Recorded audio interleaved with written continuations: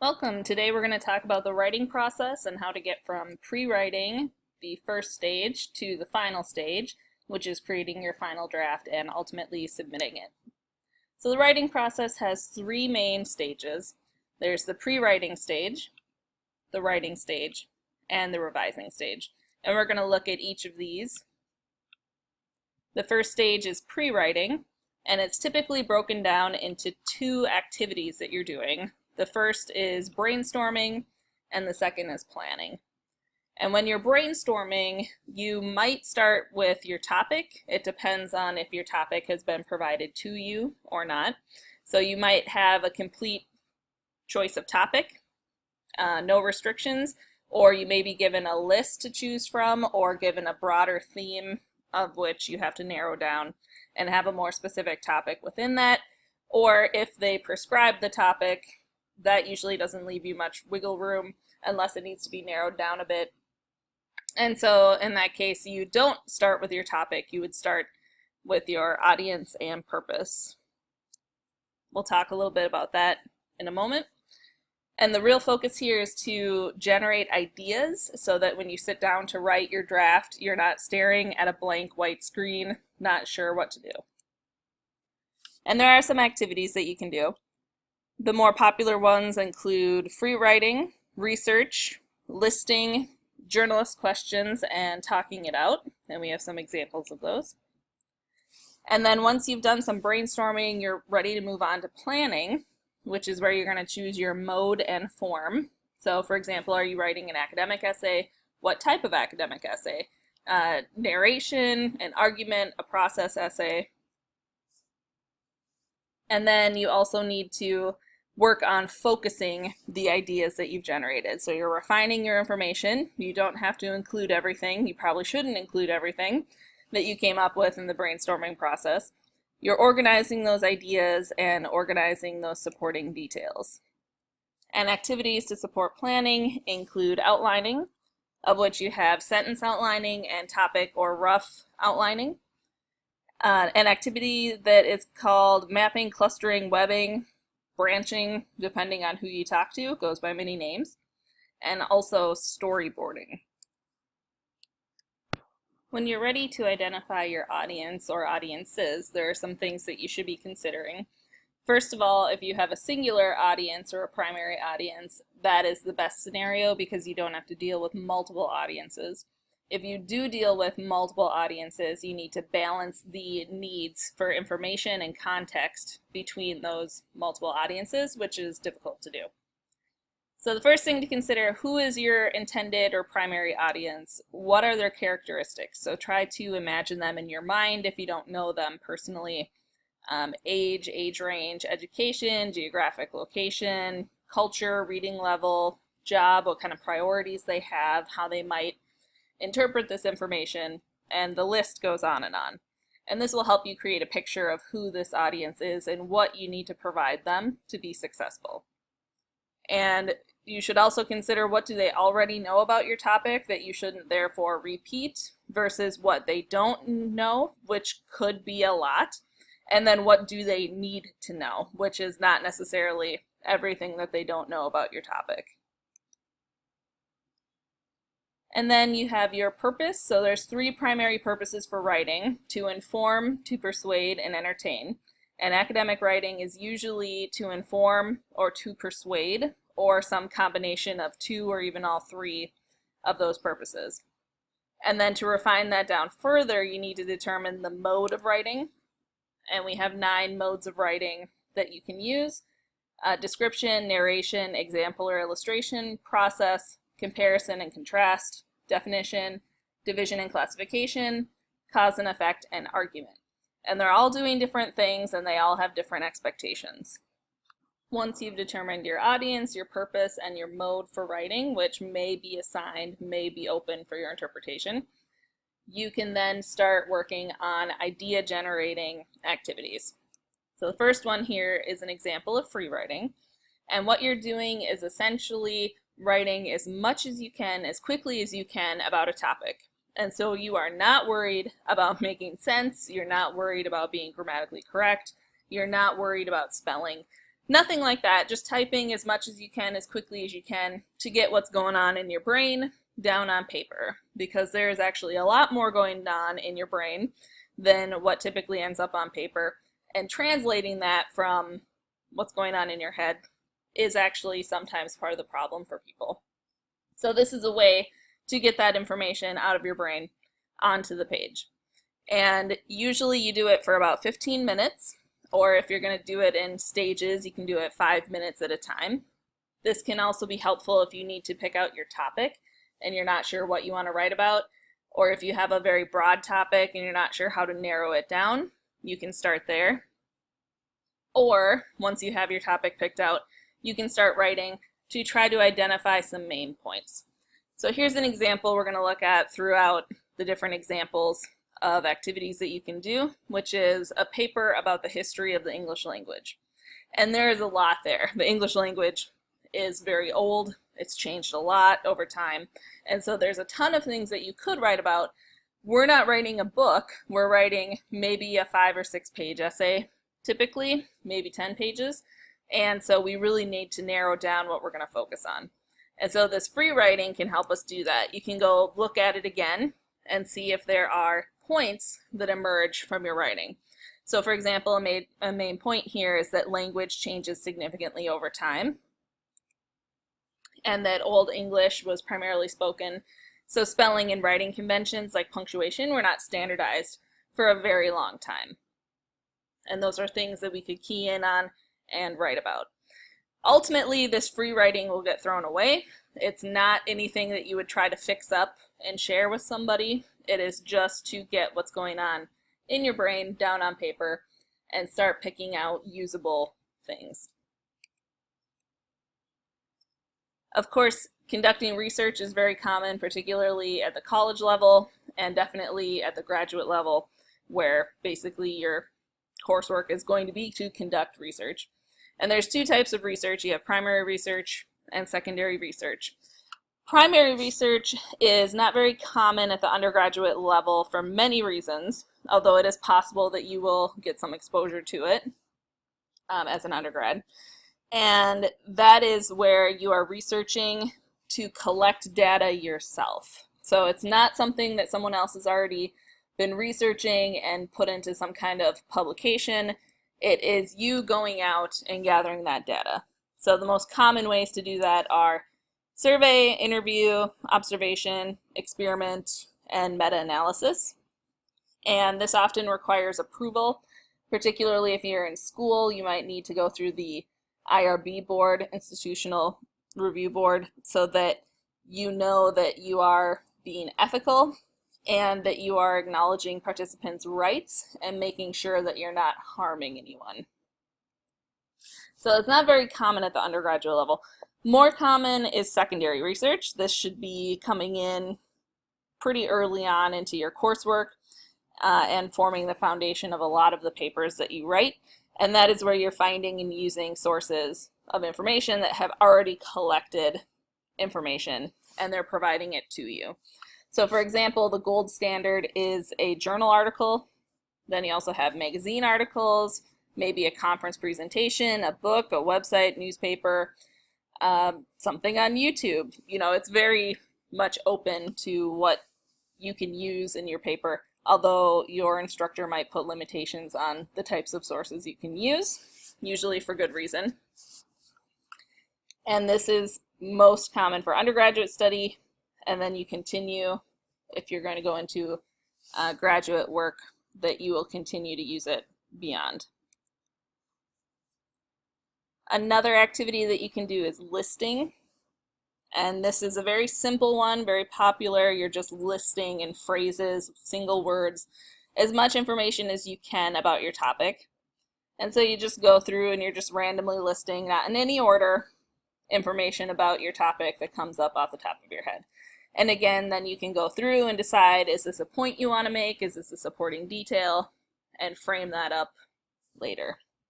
This often is the first step of creating an outline where you're then organizing, choosing and organizing your information. Another popular one is the journalist questions of who, what, when, where, why, and how. and you ask those about your topic, and it helps you identify what you know and what you need to research and what you can cover in your paper. So some examples for the history of the English language: who, well, it was first spoken by Anglo-Saxons, that in an area that is now England. What, focusing on how English developed and changed over time, and so on and so on. Another popular one is talking it out. This is where you find a willing and trusted family member and or friend and or colleague that you can discuss your paper with. So you share what your topic is, what you know, what you plan to write about, and you ask them for their opinions.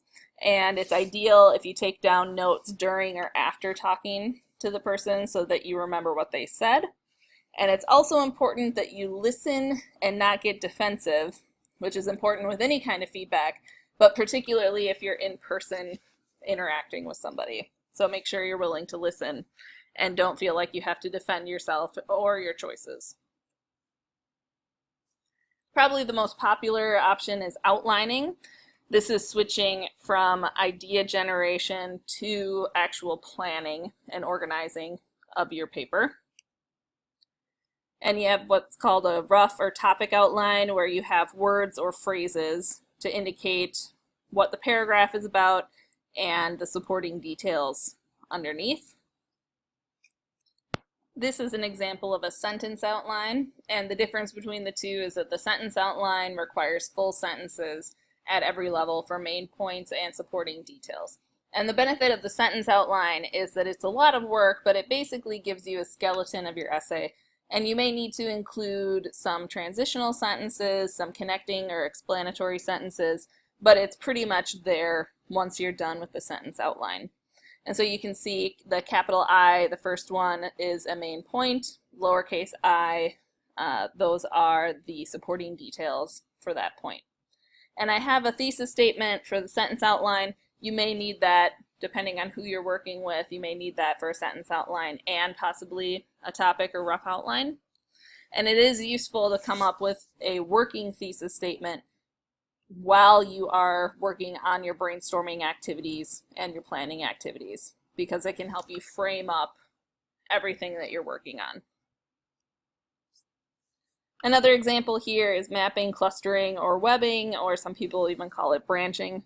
And the idea is that you start with your main topic in the middle, and then you start branching out. The first layer of branches there are the main points, and then the supporting details branch off of those. And it's a way to work visually with the information. And storyboarding is becoming more popular. It historically hasn't been that popular, but it is another very visual way of communicating or planning your information. And so what you can do is sketch by hand, or you can use programs like PowerPoint, and you go through and you say, these are the points, these are the things I want to cover. And you can determine at what level each storyboard slide would be. Here, for example, each one would be a paragraph of a relatively short essay. The next stage in the writing process is writing. At some point, you do have to just sit down and start writing, and you should put trust in the process so that you don't run into what's called writer's block, where you don't know what to write about, or you feel paralyzed by the fear of having to write something and write it really well right out the gate. So let yourself make errors, and if needed, let yourself write poorly, because you know you'll fix it up later. And there's a great book about this called Bird by Bird by Ad Lamott, and it's a good cheerleading book if you need some confidence boosting in your writing capability. And if you're doing this whole writing process right, or the best way, and you are doing pre-writing and you are doing a separate revising stage, then writing should actually take the least amount of time, because you've done all your prep work, you've prepared yourself to start writing, and then you have a completely separate revising stage. So this would actually be just writing your first draft or your rough draft. And the final stage of the writing process is revising. And there are multiple steps here, The four that most people agree on are revising or redrafting, editing, proofreading, and then whatever you're going to do with your final product. Submit it, send it, distribute it, try to get it published, so on. So revising is the big picture work. So usually paragraph level and bigger problems that could be impacting your paper. And ultimately you're looking to add, delete, change, and move content as needed. Some things to look at is if your audience and purpose are appropriate and consistent through the entire paper. Make sure that the document stays on focus, on topic the whole time, that if anything goes off topic, you're willing to delete it or edit it enough to get it back on topic. You may need to reorganize. Make sure you're using the best pattern for organization for your topic and for your mode of communication. And make sure that it is consistent. And paragraph unity and coherency, those are two very big ones. Paragraph unity means you have one main idea per paragraph. And that is something that most undergrads need to work on to make sure you've got one main point. When you're starting a new point, move to a new paragraph. And coherency focuses on the sentences within that paragraph. Are they in the right order? Are they building up to supporting your main point or your topic sentence? And ultimately, just make sure that you're meeting audience needs and expectations. Once you're done with that, you can start editing. And editing is focused on sentence level concerns and things like sentence clarity, avoiding grammar, punctuation, and mechanic errors, making sure you have stylistic consistency and good choices, making sure that your details are accurate, and avoiding unnecessary repetition are all important aspects of editing. And I have a real-world example here. I received this letter from a vacuum cleaner company, and it had quite a lot of sentence level issues that should have been corrected. And so I corrected them in red here. Proofreading is the last-ditch effort to find typos, errors, spacing inconsistencies, formatting inconsistencies, anything that's small that has so far escaped your attention. And one sure way to recognize or find anything that needs to be fixed is to submit something, because the second that you submit something, if you open the document back up, chances are you're going to find something that you should fix. So a lot of people like to fake themselves out and pretend they're submitting it and then see if they can find any errors. And you definitely want to do a spell and grammar check one last time. And spelling and grammar checking through tools in Word, for example, not perfect, not the only thing that you should rely on, but it is a very simple way to check for obvious spelling and grammar errors. And there are proofreading activities that you can do, essentially to trick your eyes into seeing what's actually there, because when you're that close to a document, you've been writing it, you've been revising it and editing it, you may not see what's actually there. You might see what you think is there. Your brain is that powerful, and we call it rose-colored glasses. And some activities that you can do to trick your brain into seeing what's actually there is to read out loud, or to move your mouth and read silently if people are around you, because you can trick your brain while you're reading quickly, but if you have to move your mouth or produce words, then it is much harder to trick your brain into seeing something that isn't actually there. You can also print out the draft. It's not very environmentally friendly, but changing the way it looks, the way that you're interacting with it, can help you see things that you would otherwise miss. You can change the font size to much bigger, for example, so that the words are in different places in the line. There's different line breaks and so on. Just remember to change it back to whatever size it needs to be when you're done. You can definitely walk away and do something else. This essentially resets your brain, and it's a great way to come back with fresh eyes. And in fact, the longer you can walk away from a project, the more likely you are to find the errors. So if you can walk away for 15 minutes, 2 hours, a day, a week, the more likely you are to find errors that you would otherwise miss. And then another way is again to try to trick yourself and say, okay, I'm submitting it, and then reopen it and see what you missed. Or just even changing the window size so that it, again, moves the lines around on the page so that there's a different pattern that your brain isn't anticipating. And really, how much revision is needed? How long should this take? It depends. It depends on who your audience is. Are they important people? Are you doing this, for example, for a grade?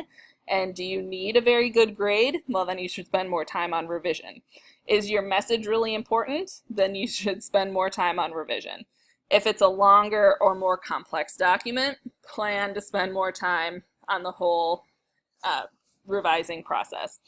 And to some extent, it does actually depend on how much time you have. So give yourself as much time as you can, but it is realistic to understand that there are limitations, and you are never going to have a perfect paper. You're probably not going to have something you're perfectly happy with. You just at some point have to submit it, and sometimes that's when the deadline is. But do plan to give yourself time to revise and do a separate revision process from the writing process to really get the much better final product.